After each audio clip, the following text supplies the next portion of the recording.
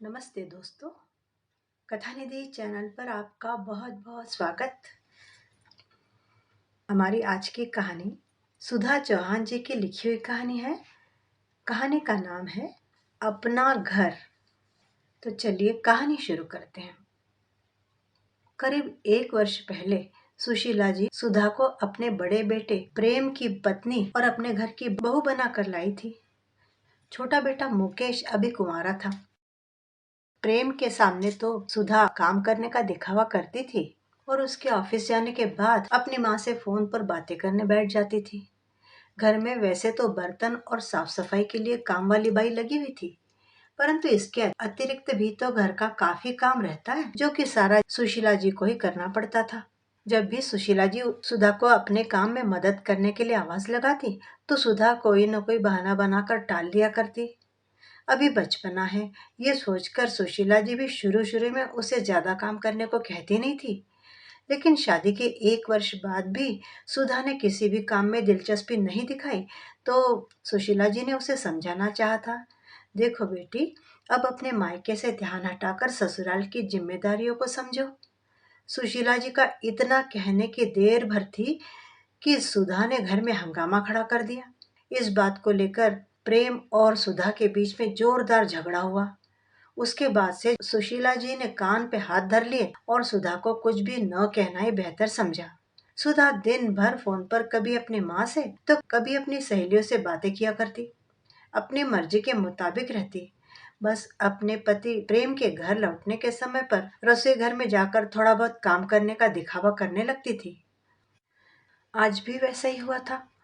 सुधा अपनी माँ से फोन पर लगी हुई थी। उसने फोन लगाया। हेलो माँ। हाँ बेटी, कैसी हो तुम? मैं तो ठीक हूँ माँ। अच्छा बेटी, सुनो सुधा, इस बार तुम राखी पर आओगी ना, तो पूरे 1 सप्ताह के लिए रुकना। कितने दिन हो गए तुमसे मिले हुए। तुम्हें देखने को तो मेरी आंखें तरस गई है बेटी। लेकिन माँ, भाभी भी तो अपने मायके जा रही होंगी ना, राखी बांधने के लिए। अरे नहीं बेटी, वो तो राखी पर मायके जाने के लिए कह जरूर रही थी, लेकिन मैंने उसे मना कर दिया।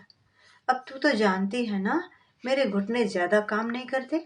घर का सारा काम अगर वो मायके चली गई तो कौन देखेगा? मुझसे होता है क्या? हाँ माँ, ये बात तो है।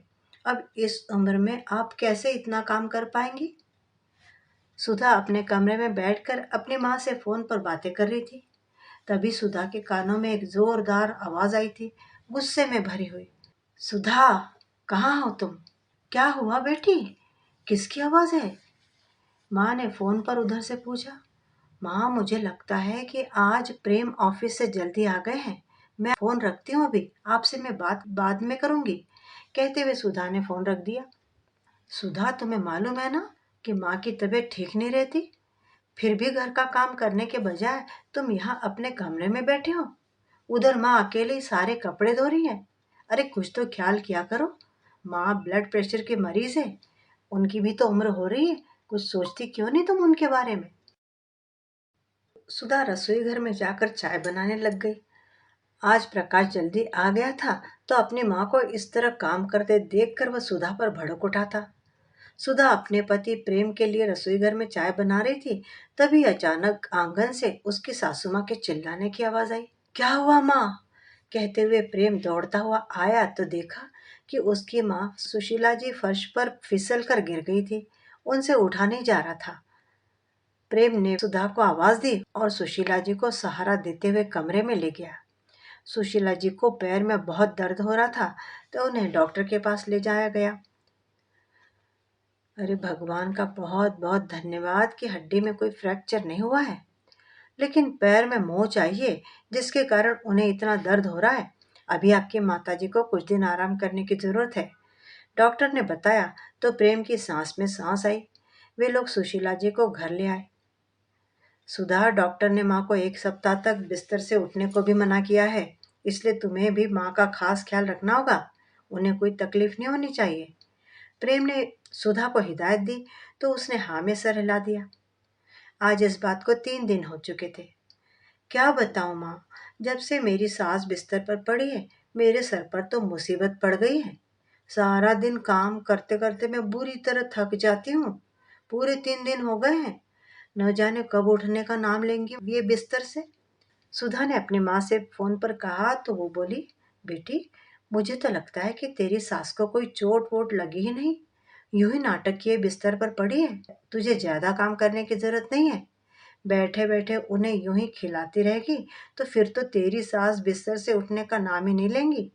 हाँ माँ, बात तो आप ठीक ही कह रही हो। मैंने तो आज किट्टी पार्टी में जाने का प्रोग्राम भी कैंसिल कर दिया था। अब सोचती हूँ कि चली ही जाऊं, पीछे सासू माँ अपने आप ही देख लेंगी। ठीक है माँ, अब फोन रखती हूँ, पार्टी से आने के बाद बात करूंगी आपसे।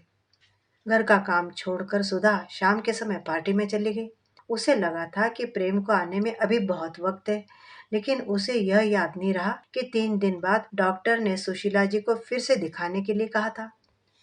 माँ को अस्पताल ले जाने के लिए प्रकाश जब घर आया तो देखा कि उसकी माँ धीमे धीमे कदमों से चलकर रसोई घर में जा रही थी। ये क्या माँ, कोई काम था तो सुधा को कह देती। नहीं बेटा, बस गला सूख रहा था इसलिए पानी पीने के लिए उठी थी, सुशीला जी ने कहा। तभी गेट खुलने की आवाज आई। कंधे पर पर्स लटकाए हाई हील्स से टक टक की आवाज करती सुधा घर के अंदर दाखिल हुई तो सामने प्रेम को खड़े देखकर उसके चेहरे पर हवाइयां उड़ने लगी। सुधा, ये तुम कहाँ से आ रही हो? प्रेम ने कड़कते आवाज में पूछा तो सकपकाते हुए बोली, वो मैं किटी पार्टी। उसका इतना कहने की देर थी कि प्रेम गुस्से से उबल पड़ा। क्या कहा? माँ को इस हालत में छोड़कर तुम किटी पार्टी में चली गई थी? तो क्या हुआ? मेरी अपनी भी तो कोई लाइफ है कि नहीं? सुधा की बात सुनकर प्रेम को बहुत गुस्सा आया, लेकिन किसी तरह अपने गुस्से को काबू में रखते हुए प्रेम अपनी माँ के कमरे में जाने लगा। तभी प्रेम का छोटा भाई मुकेश ऑफिस से घर लौटा। बोला, भाभी बहुत तेज भूख लग रही है, जल्दी से खाना दे दो। सुधा बड़ी बेशर्मी से बोली, ये हुक्म किसी और पर चलाना, मैं यहाँ की बांदी नहीं हूँ जो दिन भर तुम लोगों की सेवा में लगी रहूं। भाभी की बात सुनकर देवर मुकेश हक्का बक्का रह गया। वहीं कमरे में जाते हुए प्रेम के कानों में यह बात पड़ी तो उसका खून खौल उठा। वो उसी समय सुधा के पास आया और खींचकर उसे 2 तमाचे जड़ दिए। बदतमीज, मेरी चुप्पी का ये मतलब नहीं कि तू जो मुंह में आए वो बोलती चली जाए। ये क्या कर रहे हो भैया? मुकेश ने अपने भाई प्रेम का हाथ पकड़ते हुए उन्हें रोका। तुमने मुझ पर हाथ उठाया? तुम्हारी तो मैं पुलिस कंप्लेंट करूंगी। जेल की सलाखों के पीछे ना भिजवाया तो मेरा नाम भी सुधा नहीं। आंखों में आंसू लिए चिल्लाती हुई और पैर पटकते हुए अपने कमरे में चले गई। वहां जाकर भड़ाक से कमरे का दरवाजा बंद किया और अपनी माँ को फोन लगा दिया। इधर सुशीला जी ने प्रेम से कहा, बेटा रोक ले बहू को, नहीं तो बहुत बड़ी मुसीबत खड़ी हो जाएगी। उसे जो करना है करने दे। डॉक्टर के अपॉइंटमेंट का टाइम हो गया ना, हमें जाना है। प्रेम ने सुशीला जी को सहारा दिया और गाड़ी में बैठाकर अस्पताल ले गया।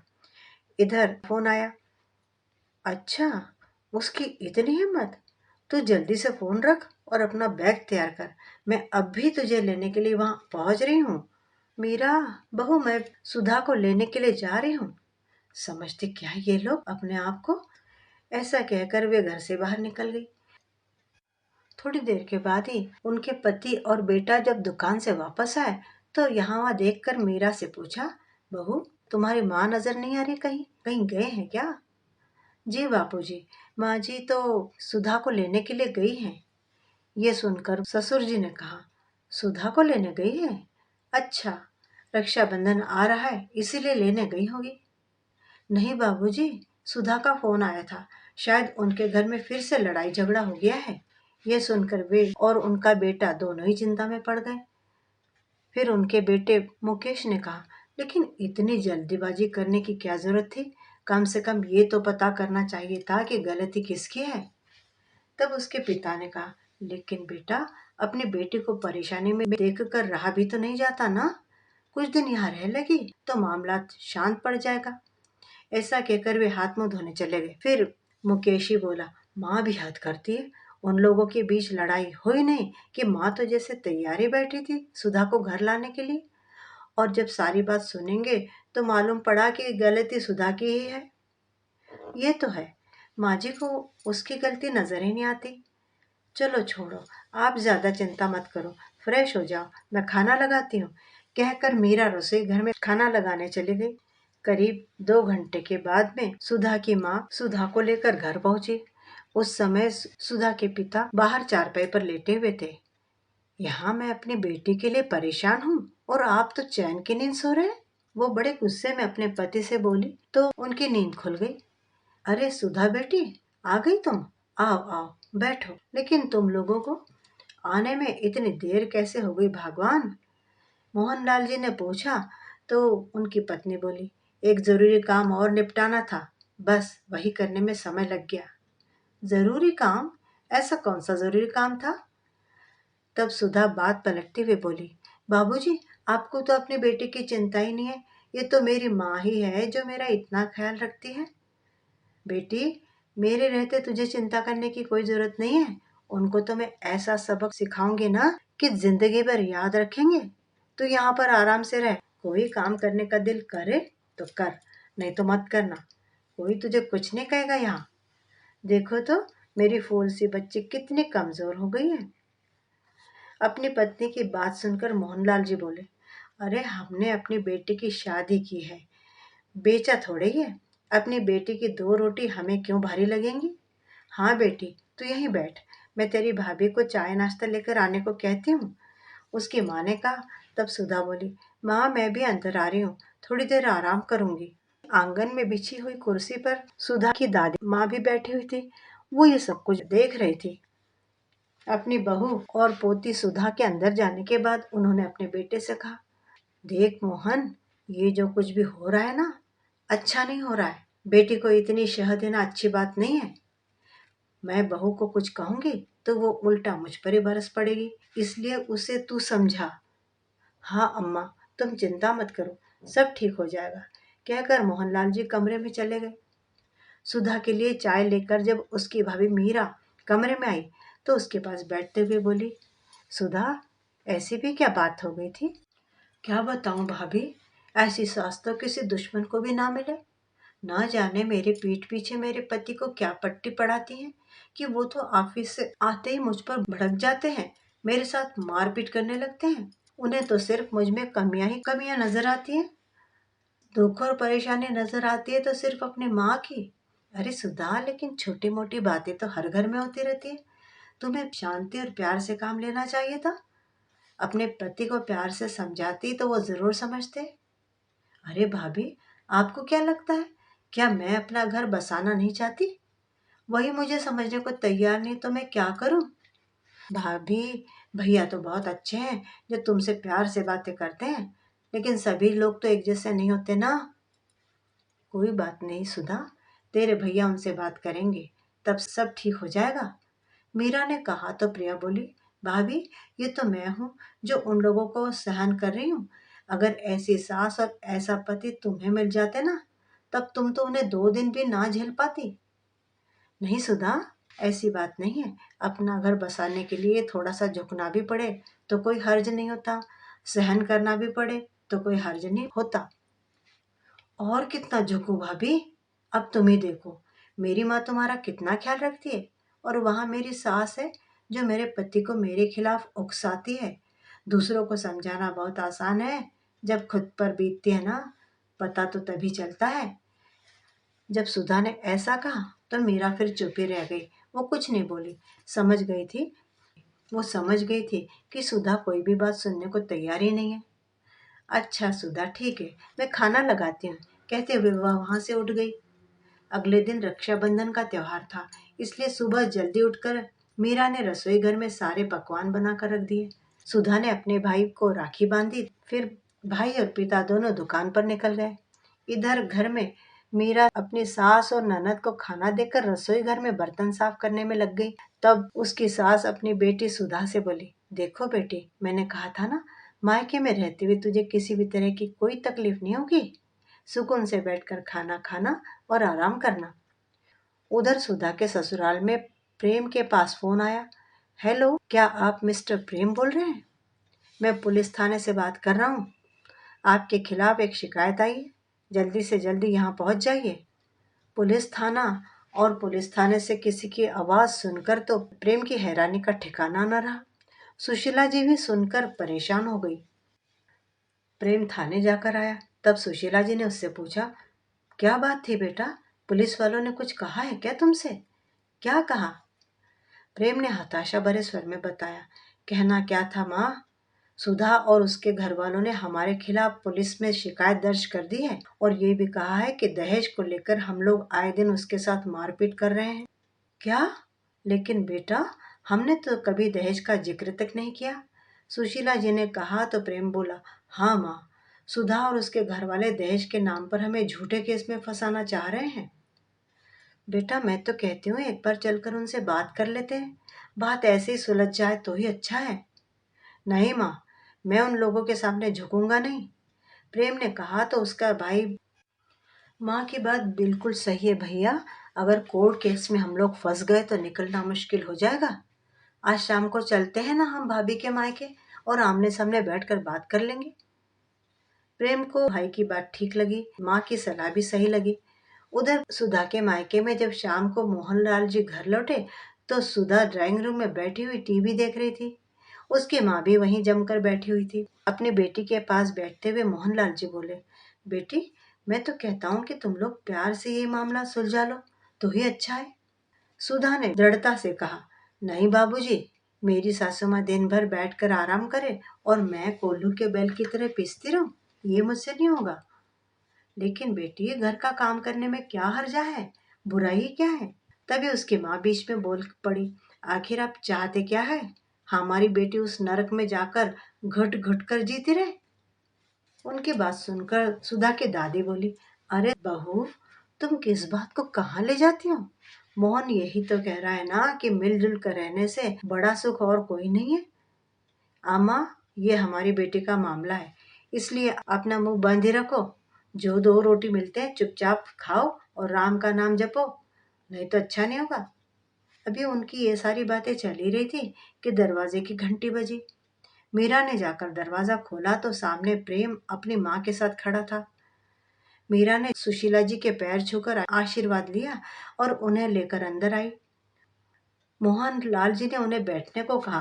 तभी उनकी पत्नी आंखें दिखाती हुई बोली, बहन जी, जब आपको मेरी बेटी फूटी आंख नहीं सुहाती तो फिर यहाँ क्या लेने आई हैं आप?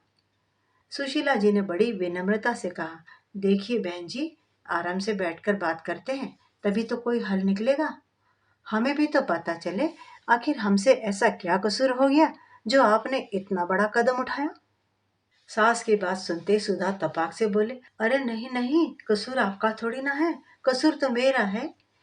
आप तो एक काम करो, अपने बेटे से कहो मुझे तलाक दे दे, ताकि आप भी आराम से रहो और मेरा भी पीछा छूटे।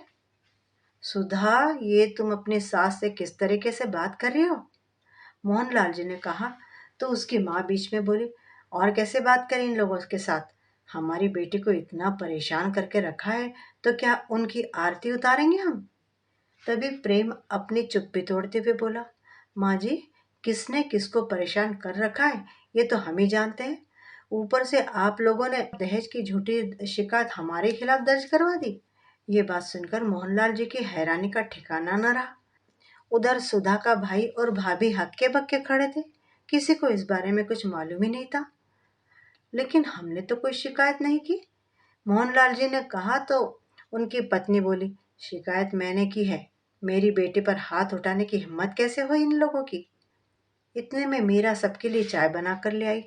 सुशीला जी ने कहा, भाई साहब, बहू तो आपके घर में भी है, क्या वो अपने ससुराल की जिम्मेवारियां नहीं संभालती? अगर हम अपनी बहू से यही अपेक्षा रखते हैं तो इसमें गलत क्या है? इस पर जो बातें उसने हमें सुनाई, उसे हम तो क्या, कोई भी सहन नहीं करेगा।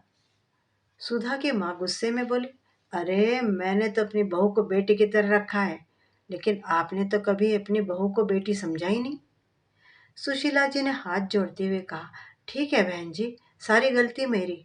अब आप बच्चों का घर बस जाने दीजिए, हमारी बहू को हमारे साथ भेज दीजिए। बहन जी, चाहते तो हम भी यही है कि हमारी बेटी अपने ससुराल में प्रसन्नता से रहे। अभी मोहनलाल जी बोल ही रहे थे कि उनकी पत्नी ने उनकी बात काटते हुए कहा, अरे लेकिन ये बसने कहाँ देती है मेरी बेटी को, इनके कहने पर ही तो प्रेम उसे हर रोज मारता पीटता है। तब सुशीला जी ने कहा, मेरे बेटे ने आपकी बेटी पर सिर्फ एक बार हाथ उठाया है, और वो भी तब जब उसने बदतमीजी की सारी हदें पार कर दी थी। यकीन ना हो तो पूछ लीजिए अपनी बेटी से। मोहनलाल जी बोले, अरे भगवान, तू मैं तो सभी घरों में होती है। सुधा को उसके ससुराल वाले लेने आए हैं तो उसे उनके साथ भेजना ही ठीक रहेगा। हाँ माँ जी, बेटी का घर बसाने में ही समझदारी है। जब मीरा ने कहा तो उसकी सास चिढ़ पड़ी। अपनी बेटी की शादी ऐसी घर में करके एक गलती तो हम कर चुके हैं, लेकिन अब उसे दोबारा उस घर में भेजकर मैं दूसरी गलती नहीं करूंगी।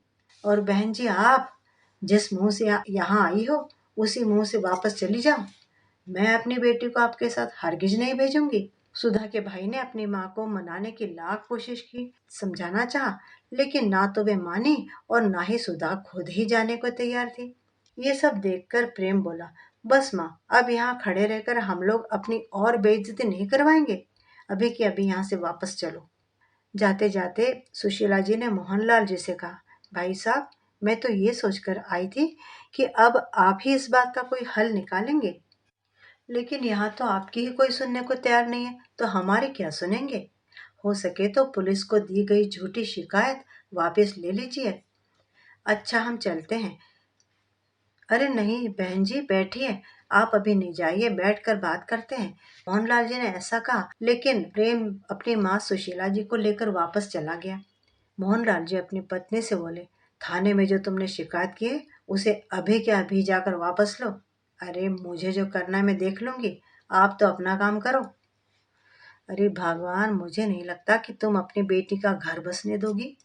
वो लोग तो सुधा को लेकर जाने के लिए आए थे, लेकिन सिर्फ तुम्हारे कारण बनती बात बिगड़ गई है। सुधा का भाई भी बोला, सुधा, एक बात सच सच बताना, क्या प्रेम तुझे दहेज के लिए मारता पीटता है? क्यों भैया, आपको मुझ पर यकीन नहीं है?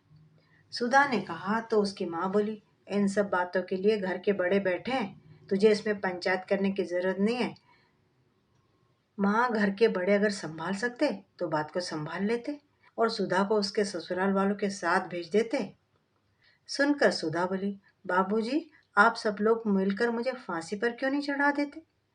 आपकी भी परेशानी दूर होगी और मेरे ससुराल वालों की भी। सबने मिलकर बस मुझे भेजने की ही रट लगाई हुई है।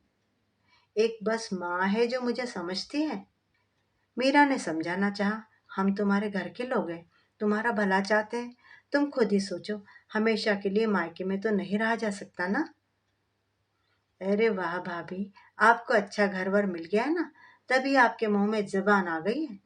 सुधा ने कहा तो उसकी माँ भी गुस्से में बोली, बहू, तू अपना ज्ञान अपने पास रख, मैं सब जानती हूँ।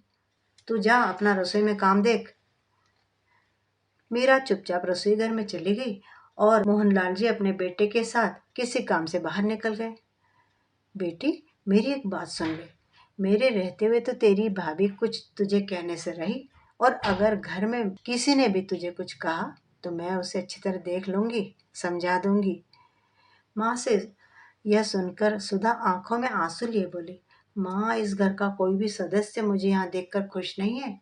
सब मुझे भेजने पर तुले हुए हैं। तुझे चिंता करने की जरूरत नहीं सुधा, तू यहाँ आराम से रह। मैं तेरी भाभी को देसी घी का हलवा बनाने को कहती हूँ तेरे लिए, आराम से बैठकर खाना। हाँ माँ, सब लोगों की बातें सुन सुनकर मेरा दिमाग भन्ना गया है। तुम जल्दी से हलवा बनवा कर ले आओ, कहते हुए सुधा सोफे पर लेट गई। एक सप्ताह बीत गया था। सुधा की भाभी मीरा अपने कमरे में बैठी थी, तभी उसका पति कमरे में आया। समझ में नहीं आता कैसे सुलझेगी ये समस्या। मीरा ने कहा, मैं तो कहती हूँ सुधा को जितनी जल्दी हो सके उसके घर भेज दो, वही अच्छा रहेगा। अरे मीरा, चाहता तो मैं भी यही हूँ कि वो समय से अपने घर चली जाए। आस पड़ोस के लोगों और रिश्तेदारों में जब ये बात पता चलेगी तो हमारी कितनी बदनामी होगी। लेकिन माँ जी को तो ये बात समझ में ही नहीं आती। मीरा ने कहा, उस दिन जब सुधा के ससुराल वाले घर आए थे तो उनकी बात सुनकर भी मुझे ऐसा ही लग रहा था कि सारी गलती सुधा की ही है। अरे मीरा, गलती तो सारी सुधा की ही है। शादी से पहले पूरे 23 साल वो इस घर में रही है। क्या मैं उसके स्वभाव को नहीं जानता? फिर भी माँ जी तो हमेशा उनकी तरफदारी करती रहती है। मीरा कहने लगी, अगर इसी तरह चलता रहा तो हमारे घर में ही झगड़े होने शुरू हो जाएंगे। सुधा तो किसी काम का हाथ नहीं लगाती, खाना खाती है तो थाली तक वहीं सरका देती है, पानी का गिलास तक खुद भर कर नहीं पीती। माँ मुझे ऑर्डर करती है और मैं उसे पानी ला कर देती हूँ। अब घर के सदस्य बढ़ेंगे तो क्या काम नहीं बढ़ेगा? सारा दिन घर का काम करते करते मैं भी थक जाती हूँ। अब मैं अगर उसे घर की साफ सफाई में मदद करने के लिए कहती हूँ तो मना कर देती हूँ। रोटी या सब्जी बनाने को कहती हूँ तो भी मना कर देती है, और ऊपर से कहती है मैं इस घर की नौकरानी नहीं हूँ, ये सब तुम्हारी ड्यूटी है, तुम ही करो। अरे मीरा, इसी बात का तो रोना है। उससे कोई काम ही तो नहीं किया जाता। ये तो उसे माँ ने सिर पर चढ़ा कर रखा है, नहीं तो अब तक मैं ही इसकी अकल ठिकाने लगा देता। देखिए जी, मैं तो बस इतना चाहती हूँ कि घर में कोई लड़ाई झगड़ा ना हो और आस पड़ोस में हमारा तमाशा ना बने। सुधा तो छोटी छोटी बातों पर क्लेश करने लगती है। माँ, भाभी ने मेरी पसंद की सब्जी नहीं बनाई, ये तो चाहती नहीं कि मैं इस घर में रहूं। बताओ, मैं क्या करूं? मेरी जगह कोई और होती तो अब तक घर में क्लेश खड़ा कर ही देती। मैं तो फिर भी चुप हूँ, सहन कर रही हूँ। अरे मीरा, वो तो मैं भी जानता हूँ। मीरा ने कहा, अगर यही बात मैं उसे कहूंगी तो उल्टा ये जवाब देगी कि वो तो मेरी माँ इतनी अच्छी है जो तुम्हारा इतना ख्याल रखती है। लेकिन ये बात उसे समझ में नहीं आती कि अच्छा भी अच्छों के साथ ही बना जाता है। मैं तो शर्म लिहाज के कारण चुप हूँ, जिससे घर में झगड़े और न बढ़े। नहीं मीरा, तुम तो कुछ मत बोलना, नहीं तो माँ तुम्हें छोड़ेगी नहीं। अरे तभी तो कहती हूँ कि आप उसे प्यार से समझा दो, जिससे वह शांति से अपने घर चली जाए। ठीक है, मैं सुधा से बात करता हूँ, तुम अपना काम निपटा लो। कहते हुए वह अपने कमरे से बाहर आया तो देखा सुधा अकेली बैठी अपने मोबाइल में व्यस्त थी। उसके पास बैठते हुए भैया बोला, सुधा, आगे का क्या सोचा है तुमने? भाई, मैं अपने घर चली जाऊंगी, तुम्हारे ऊपर बोझ बनकर थोड़े ना बैठूंगी, लेकिन मैं एक शर्त पर जाऊंगी। शर्त? कैसी शर्त? उसने हैरानी से पूछा तो सुधा बोली, मैं अपने पति प्रेम के साथ अलग रहना चाहती हूँ। सुनकर भैया ने अपना सिर पकड़ लिया। घर में कुल मिलाकर तुम 4 लोग हो और उसमें भी तुम्हें अलग रहना है? क्यों भाई? 4 लोगों का काम क्या कम होता है? एक मेरी सास है जो हमेशा बिस्तर पर पड़ी रहती है, दूसरा वह देवर जिसकी शादी करने का वे नाम नहीं ले रहे। उसकी शादी हो तो मेरा भी काम कुछ कम हो। अरे सुधा, वो चिंता उन लोगों की है, लेकिन मुझे तो इतना पता है कि 4 लोगों में अलग रहने की बात मैं तो नहीं करूंगा। तो ठीक है, अगर नहीं कर सकते तो मैं भी नहीं जाऊंगी वहां रहने, क्योंकि मुझसे तो इतना काम नहीं होता। उसी समय सुधा की माँ वहां पर आ गई और उन दोनों के पास बैठते हुए बोली, क्या बात हो रही है भाई बहन में? सुधा ने कहा, क्या बात होगी माँ, मुझसे कह रहे भैया कि अपने ससुराल वापस चली जा। हे भगवान, जिसे देखो इसे ससुराल भेजने की रट लगाए बैठा है। अगर अपने मायके में आकर वह बैठी है तो क्या गुनाह कर दिया उसने? क्या मेरी बेटी तुझे फूटी आंख सुना नहीं रही है? माँ, अभी तो तुम उसे शह दे रही हो, लेकिन बाद में तुम्हें पछताओगे। जब भाई ने ये कहा तो सुधा बोली, माँ मैं तो एक काम करती हूँ, मैं चुप करके अपने ससुराल ही चली जाती हूँ। मुझे परेशान करेंगे तो सहन कर लूंगी, अगर सहन ही ना हुआ तो कहीं जाकर मर जाऊंगी। कम से कम इन लोगों को तो शांति मिल जाएगी ना। जब सुधा ने ऐसा कहा तो उसका भाई बोला, मैं अच्छी तरह जानता हूँ उन लोगों को, कोई तुझे कुछ नहीं कहता अगर तू अपनी जबान कम चलाए और घर की जिम्मेदारियां संभाले तो। देख लिया माँ, मेरे मायके वाली मेरे दुश्मन बने बैठे हुए हैं। झूठ मूठ के आंसू बहाते हुए जब कहा तो माँ बोली, बेटी, जिसको तेरे रहने से परेशानी है ना, वो यहाँ से जा सकता है, लेकिन मैं तुझे कहीं नहीं जाने दूंगी। और सुन ले तू, अपने बेटे से वो बोली, दिन रात उठते बैठते क्या तुझे एक ही काम है? अभी उसके माँ बाप जिंदा है, तुझे चिंता करने की जरूरत नहीं है उसकी। तो ठीक है माँ, मैं तो उसका भला चाहता हूँ, अगर तुम दोनों समझने को तैयार ही नहीं हो तो फिर करो जो तुम्हारी मर्जी है, आगे से मैं कुछ नहीं बोलूंगा। ये कहकर वो वहां से उठ गया। मीरा भी वहीं खड़ी थी और पीछे खड़ी होकर सारी बातें सुन रही थी। एक ये घर है, उसकी माँ बोली, और दूसरा हमारे पड़ोस में है, मुझसे पूछती है कि बहन जी आपकी बेटी उसके घर कब जाएगी। ससुराल वाले इतने इतने दिन तक बेटी को कैसे भेज देते। फिर सुधा बोली, मुझे तो समझ में नहीं आता कि मैं यहाँ आई हूँ तो इन लोगों के पेट में क्यों दर्द हो रहा है। तभी मीरा बोली, सुधा सुन, ये समाज है और समाज तो ऐसे सवाल उठाता ही रहता है, इसलिए अपना घर बसाने में ही समझदारी होती है। बस माँ बस, कहते हुए सुधा ने अपना सिर पकड़ लिया। अब तो मेरी बर्दाश्त से बाहर हो गया। मैं चाहे मरूं या जीऊं, लेकिन अब यहाँ और नहीं रुकूंगी। क्यों चली जाएगी? हम दोनों माँ बेटी यहाँ साथ में रहेंगे। जिसे जो बोलना है बोलता रहे। पर माँ, आपका बेटा बहू मुझे जीना ही तो नहीं दे रहे। बेटी, तुझे कोई एक बात कहे तो उसे चार सुनाया कर। तुझे यहाँ दब कर रहने की जरूरत नहीं है। अरे माँ, मैं आपकी बेटी हूँ। दब कर रहना तो मेरे खून में ही नहीं है। अगर दब कर रहना होता तो अपने ससुराल में न रह जाती। चलो माँ, अंदर चलकर टीवी देखते हैं। कहते हुए सुधा वहां से उठकर चली गई और पीछे पीछे उसकी माँ भी। सुधा की दादी वहीं आंगन में बैठी बैठी इन सब की बातें सुन रही थी। उन्होंने मीरा को अपने इशारे से अपने पास बुलाया और बोली, बहू, ऐसे तो ये माँ बेटी किसी के काबू में ही नहीं आएंगी। लेकिन दादी जी, मैं क्या करूं? माँ और सुधा तो समझाने से भी नहीं समझती। बहू, पुरानी कहावत है, लातों के भूत बातों से नहीं मानते। ये लोग वही लातों के भूत है। आगे तो खुद ही समझदार है। अपने ददिया सास का इशारा मीरा अच्छी तरह समझ चुकी थी। वो बोली, आप ठीक कह रही हो दादी जी, कुछ न कुछ तो करना पड़ेगा। सोचते हुए मीरा रसोई घर में खाना बनाने चली गई। तभी उसे सुधा के मोबाइल की बेल बजने की आवाज आई। मीरा ने बाहर जाकर देखा तो सुधा फोन पर बात कर रही थी। बात क्या कर रही थी? शेरनी की तरह गुर्रा रही थी। आप लोगों में कुछ शर्म बाकी है या नहीं? कितनी बार मैंने कहा है कि मैं उस घर में वापस नहीं आऊंगी। क्या आपको समझ नहीं आती? दूसरी ओर से सुशीला जी की भी आवाज आई।